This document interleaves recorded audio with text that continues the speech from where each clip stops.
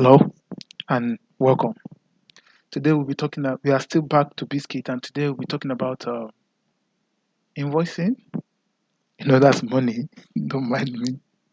When you talk about invoice, then you're talking about the actual transaction. When the money, when you receive an invoice, you give an invoice sum. Simple as that. And I've actually tried to open the tab here, so it won't take much of our time. So if you click on this invoicing, you have two submodules: invoices and the sales. And let me just go straight to the tab and then let's go on. So this is the invoice, and this is where you actually make the sales. Yes. And as you can see here, I never make any sales. Everything is still empty.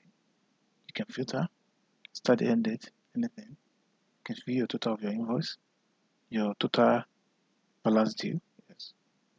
And then you can generate invoice here. So I've clicked on generate invoice. Let's wait when it loads. So this is where you generate invoice. Yes. You have two options here.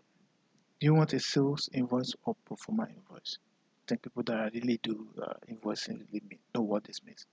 But if I'm to explain, this sales is actually you want to make a sales, and this pro forma is when you actually want to give someone a quote. Yes, it doesn't affect your sales. It has nothing to do with sales at all. Just a quote. Okay, these are the products that you need, and this is how much it's going to cost you, and that's all it means. So you can select a customer, and if you don't have, you can add a new customer. Yes, you can select the issue date, the due date when this invoice is gonna due.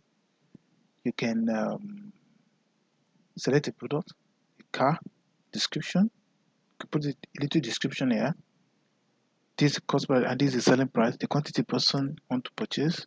You can see it's showing me that's so I'm selling a car of 11 million naira and it's gonna be two. So it's showing me to the 2 million naira.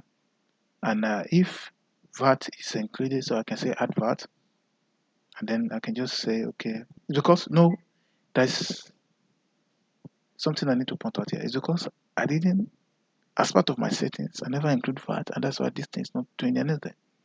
If I had included like a 5% VAT, it would have automatically computed the VAT for me, and then I can say okay, if there is delivery fee, so I can put my delivery fee, and then I can sales and generate receipt, or I can just save in case I just want to save.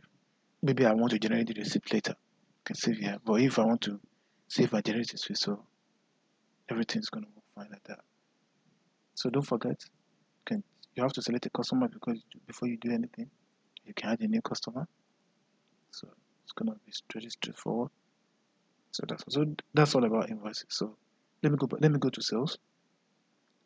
So these are our sales, and because I didn't have any sales, so it will have shown me a data here, so I can click and view the record of that particular sales, and maybe the person is not actually did not actually pay me in full when I actually made this, so I can update it and then maybe it's ready to pay the balance. So it's very straightforward. I guarantee you. Though I will not be able to practice this thing here because I'm running this thing local. So, but I can assure you, it's very straightforward. Yes, and don't forget you can talk to us 24/7. We are online. Just give us your name, email, phone number, and if there is anything you want us to help us with, then you can call on us. So we still do support. Yes. So you can just contact us anytime. So that will be all for today. Thank you, and I will see you next time. Bye bye.